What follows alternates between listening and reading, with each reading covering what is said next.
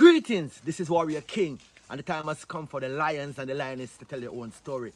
This is the lion's voice. Give thanks and praise for the wonderful blessing that's been poured on me.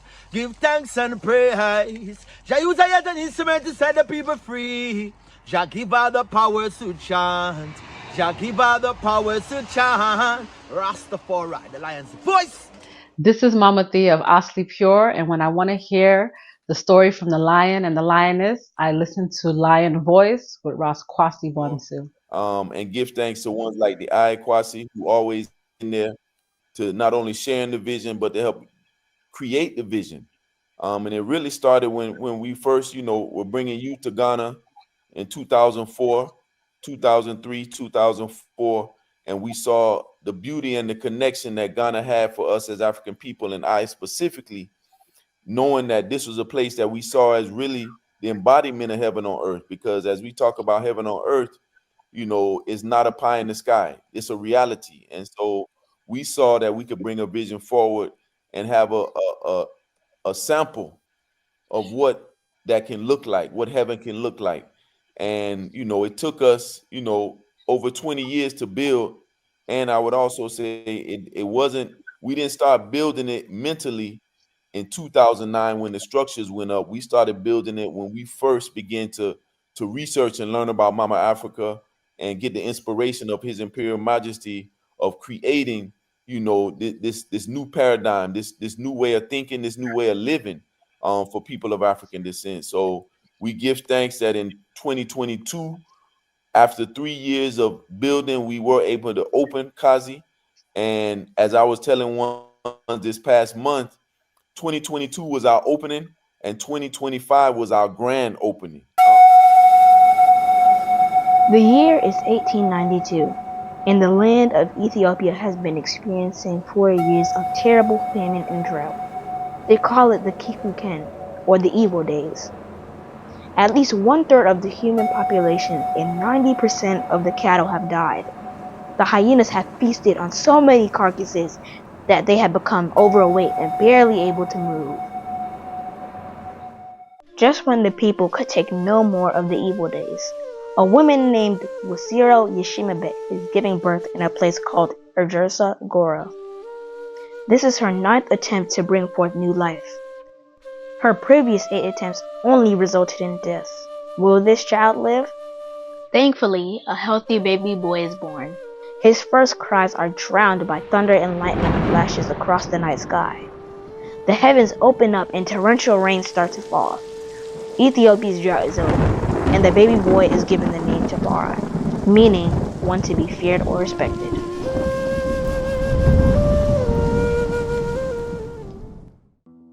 Tafari's father, Ras Tafari, is a very important man in 1892 Ethiopia. Although he is overjoyed at the birth of his newborn son, he cannot spend much time with him. Ras Tafari is the governor of Harar and must get back to the famous walled city to deal with its affairs. Furthermore, he is the foreign minister of Ethiopia, and having traveled to different places in Europe, he is very aware of the material and military advances they have made and the looming threats they pose to his country. Ras Tafari knows that the majority of Ethiopians have no idea what is coming, and that he has to work that much harder to secure the realm. Tafari would grow up to become the legendary emperor, Haile Selassie I. To understand his journey, we must first understand the Ethiopia that he was inheriting, and what it was like when he was born in 1892. Get your copy of Kwesi Bonsu's book, Haile Selassie I, Ethiopia, Volume 1, The Rise of the Priestly Warrior Kings, and increase your knowledge about the history, politics, and culture of Ethiopia in 1892, and how it connects to the rest of African and world history at the time. Haile Selassie I, Ethiopia, Volume 1 is available for purchase at www.bookmanexpress.pub. Please visit for more information. Family, tonight, get your ital snacks. Get yourself together. We have a panel that has become a family. So you might see a lot of smiling. You might see a lot of laughter. It's because the family, trust me, the family is here, and we are ready to share what we have in the midst of the dire circumstances. We have some joy, some joy coming. So, family, let us introduce the panel, and I'm going to allow them. This is a legendary panel. I just want to say that too. It's a legendary panel. All right, we have with us the great Baba Malik Yakini. We have the great Sister Aisha. We have the great Ras Xola. But we're not done. We're not finished.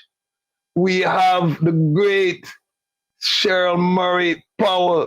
And last but not least, straight from Zion Gate, the great Binghi Sean, aka Cashawn Myers. Welcome, family. Let me unmute. I think I have to unmute everyone. Peace, unmute, family. Unmute. Greetings. Greetings, everyone. Blessings. Yes. Good to see everybody again. Yes. It's a joy. Yes. It's a joy. So I want to do it like this. We're gonna start with Baba Malik. Everyone just give a quick introduction of themselves, who they are, the type of work that they're doing. And then we're gonna kick off this panel with Binghi Sean. It's, I think, 1 a.m. plus. So we're gonna get everything we can from my brethren so he can go to his bed. You understand? So but let's start with Baba Malik. Just give a quick introduction. Baba Malik, legend, elder musician, founder of the Detroit Black Food Co-op, one of the founders of the Black Food and Justice Alliance. So many accolades, but just give a quick introduction of your works. Yeah, peace and blessings, family. It's an honor to be here.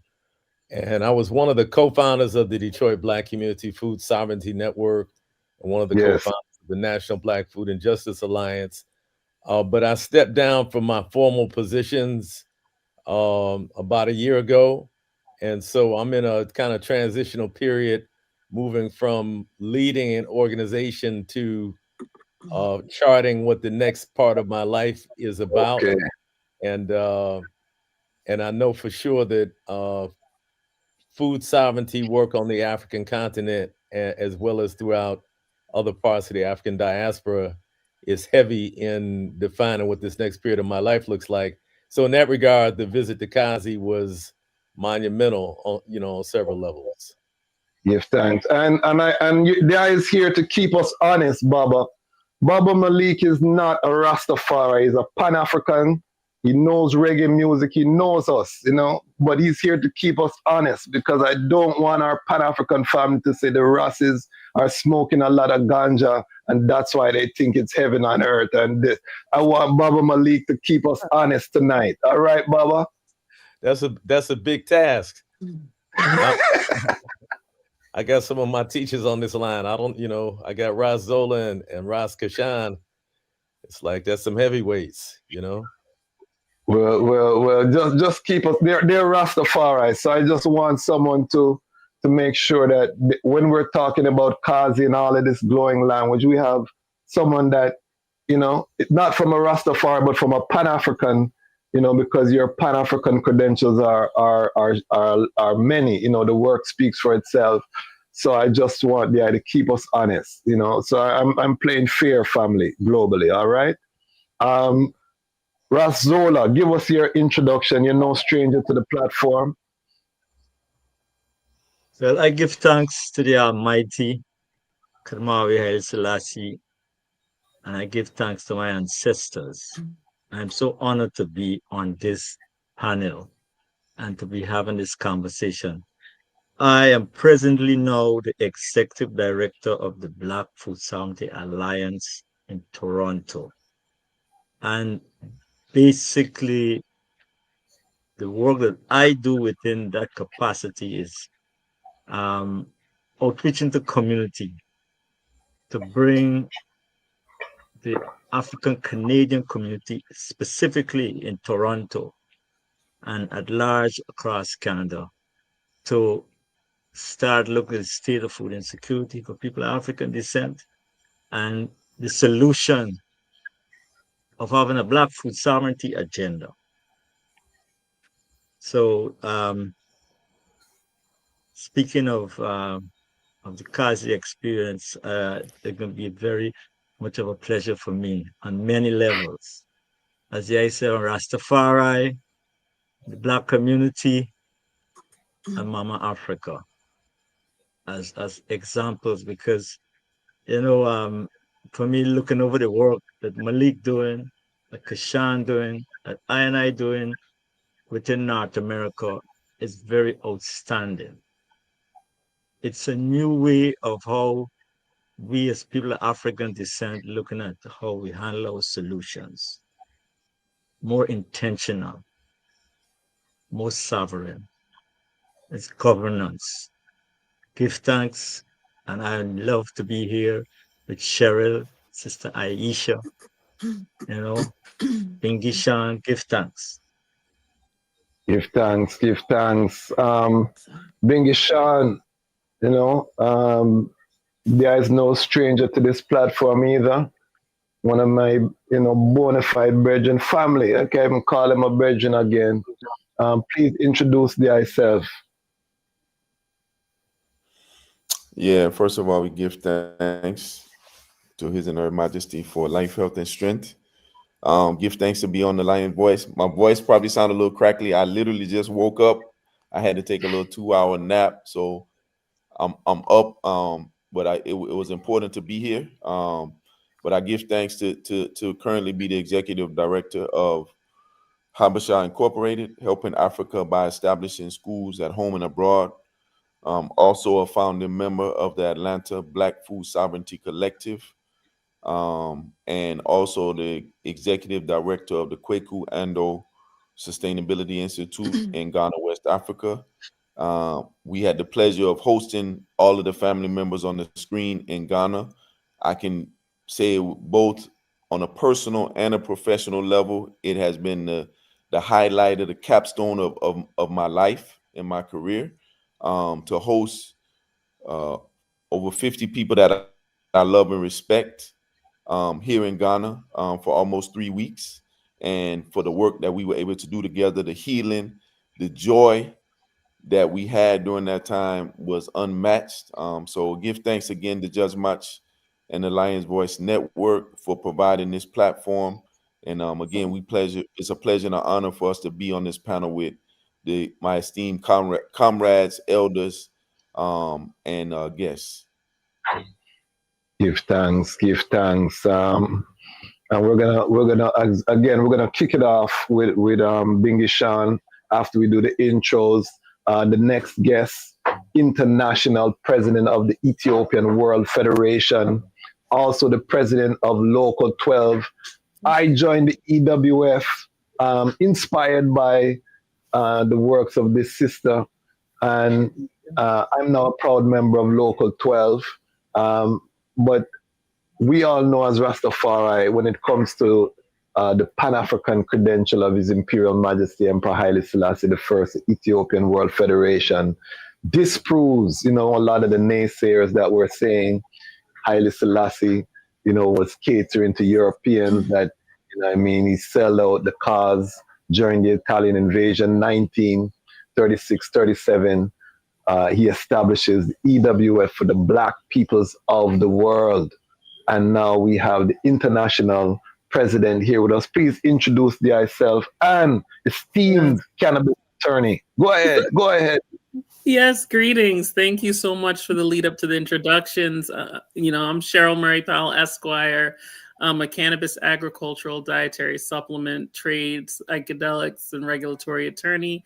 I've been practicing cannabis law for 10 years, and I've been at the forefront of the sacramental use movement. As mentioned, I am very honored and proud to be the international president of the Ethiopian World Federation Incorporated and president of Local Charter 12.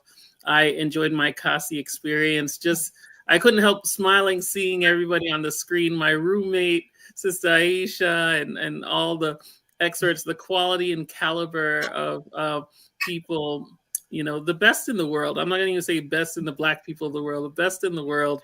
I enjoyed myself. It was such a healthy environment for mind, body, and spirit. So I'm really excited to be here today. This is like a reunion for me. I'm a very people person, huggy person. So there's a lot of full joy when I remember my times at CASI, and I look forward to more fellowship and more work together. But yeah, that's basically my introduction. I'm just really excited about the future with the people that you see on the screen here today. Shout out to the Ethiopian World Federation Incorporated family. Shout out to His Imperial Highness, Prince Ermias. He wants to send his greetings to everyone watching as well, on behalf of the Crown Council, as well as the Royal Ethiopian Trust. So a lot of family here and a lot of legacy for His Imperial Majesty Haile Selassie I, as well as Empress Waziri Menen Asfa. Give thanks, blessed love. Give thanks, and our final panelist, and we're also looking forward to see Ras Bobby. Hopefully, Ras Bobby will trot in shortly. But this panelist, when I met her, was the Assistant Commissioner of Agriculture for the Virgin Islands, and she's no longer in that position, but she's gone on to do greater things because now she is shepherding youth programs, women in agriculture in the VI. I've learned so much from her wisdom. She was one of the pillars when it came on to our summit meeting and in terms of the ITAL standard, keeping us on task. Her and Sister Scheril had to wrangle with all these lions. I'm telling you, it was such a joy. Sister Aisha, can you please introduce yourself? Yes, greetings one and all. It's such a pleasure to be with the group again, and the positive vibes, this level of excellence and I say imperial quality we come with. It's very inspiring to work amongst the I&I. I'm a former ag educator, that's my passion, is teaching agriculture to youths all over. I've been involved in supervising programs for the Miami-Dade School District for decades, workforce education. I think my superpower is really education in general. As Kwasi mentioned, I was the Assistant Commissioner of Agriculture for the VI most recently for about 6 years. And now I work with my organization, the Virgin Islands Women in Agriculture Association, which I use to shepherd youth and engage women and just farmers as much as possible to support and just to bring increased food security and sovereignty. I also work through my Peace International LLC, People's Environmental and Agricultural Consulting Enterprise. I do a lot of work there on grant writing and initiatives. It's just a pleasure bringing all this energy to Ras Tafari youth to empower next future generations of youth in general across the world, but a focus on Ras Tafari youth development. I'm really excited about working with this team to facilitate some big moves globally. Give thanks. Give thanks. All right, so we're gonna jump straight into the topic. I'm gonna come to the Binghi Sean. The concept around Kazi. I know that this started in the Naya Binghi House in Washington, D.C., with the reasonings, the Naya Binghi chants, and treasures are in Zion, beyond the 7 seas, you know what I mean? So many chants, so many reasonings, so many visions in terms of what Africa will be like when we return home. I always spoke about being on the welcoming committee, and I know that was one of the main motivators, and also the fact that when we came out of the transatlantic slave trade and colonialism, there wasn't an army of psychologists and psychiatrists that were waiting to triage the Africans coming out of this brutality. meaning that that healing process, it was never an intentional part of our journey. We've been in a survival reactionary mode. Kazi, the healing aspect, the concept of it being a proof of concept for heaven on earth. Binghi Sean, give us the, how the I conceptualize, just give us the whole visioning of the space. That's a lot. That's a lot at once. But we give thanks, really, the inspiration is His Imperial Majesty Emperor Haile Selassie I. His Majesty say that we must be bigger than we've ever been, greater in outlook, and more courageous in spirit. And I took heed to that as a young student at Howard University with the Judgmach, and many other ones like Ras Tafari and others who were students at the time. We had a chance and the opportunity to learn under elders like Ras Iris, Bongo Jack, and others who really share with us, the greatness of His Imperial Majesty, the connection to Mama Africa, also share with us practically how we can move our people forward. And so I give thanks for those early days, those early reasonings that really helped to shape I in this work. And, seeing solutions as really the only way moving forward, because as I kind of grew within in my own consciousness, and we hear people talk about the challenges we've had as African people, my question was always, okay, now that we know the challenges, what can we do about it? So my vision always has been to say, I want to be able to create something or be a part of something that contributes to the solution for our people. And seeing, my formal background is psychology and education. How could I use that training, that area of focus that I had as a student now for our people? And curriculum development has always been something that I've loved to do. My mother is a 30-year retired teacher. I come from a lineage of teachers and farmers.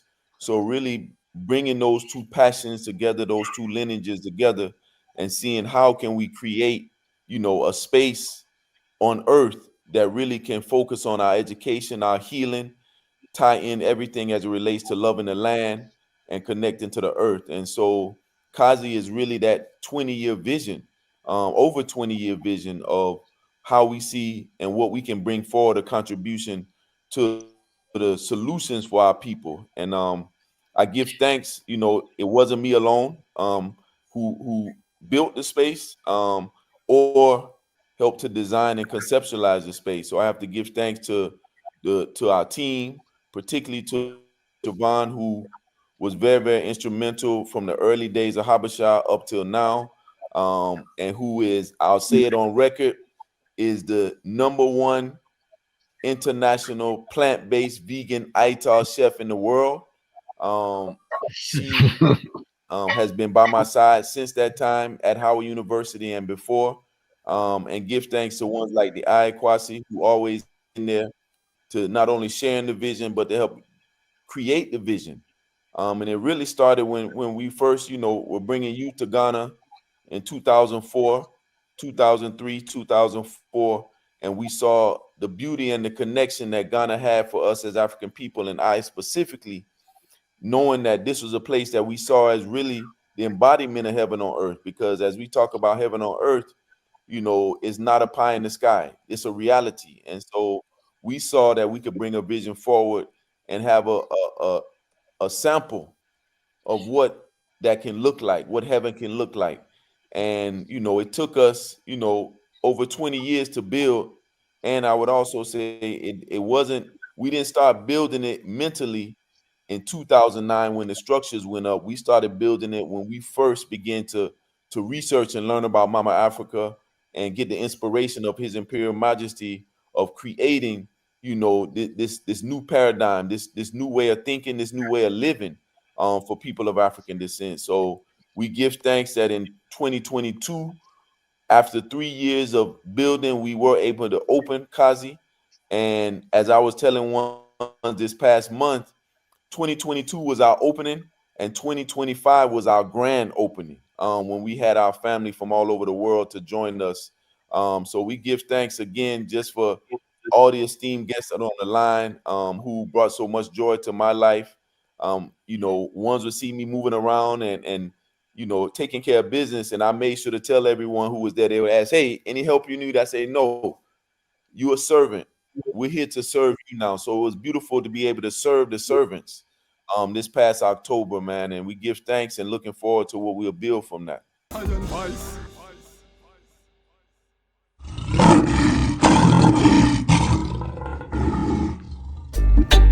Yeah, Ras Tafari, Emperor Ras Tafari the first. Tell the people about Empress Mene. Well, even if the stars they fall and the moon turn into blood, but to the coming war we stand tall. I will shower you with my love. And even when the people start ball, cause they see the city streets them flood. But when the hurricane blow down their wall, I'll be by your side and me nah budge. Think I found the love of a lifetime. I love you every day or the night time. Almighty, I made your light shine and unto I. Your love was a lifeline. Think I found the love of a lifetime. I love you every day or the night time. Almighty, I made your light shine and unto I. That light was a lifeline. It seems like the world is upside down. I will never hide, I'd rather stand my ground. Lion of Judah blessed with the triple crown. Can't come fool I with no circus clown. Now fear no hurricane or the cyclone. Respect for Mama Earth with that embedded on me bone. That's why I will never leave you alone. Protect you from harm when the alarm sound. So even when the stars they fall and the moon turn into blood, to the coming war we stand tall. I will shower you with my love. And even when the people start ball, but they see their city streets them flood. When the hurricane blow down our wall, I'll be by your side and me nah budge. Think I found the love of a lifetime. I love you every day or the night time. The Almighty, I made your light shine and unto I. Your light was a lifeline. I think I found the love of a lifetime. I love you every day or the night time. The Almighty, I made your light shine and unto I. Your love was a lifeline. They say hurt people, maybe that's why Babylon them so evil. Maybe Babylon abused as a child. That's why them no like the light when you smile. That's why them no like how your body curve. The way how you dance get on Babylon nerve. Them no know how the Almighty you serve. Want to be a queen, so a king you deserve. And I'll be by your side when things get worse. When the city flood cause the dam just burst. When you can depend on no state or church. Firm like a man in an highly Selassie first.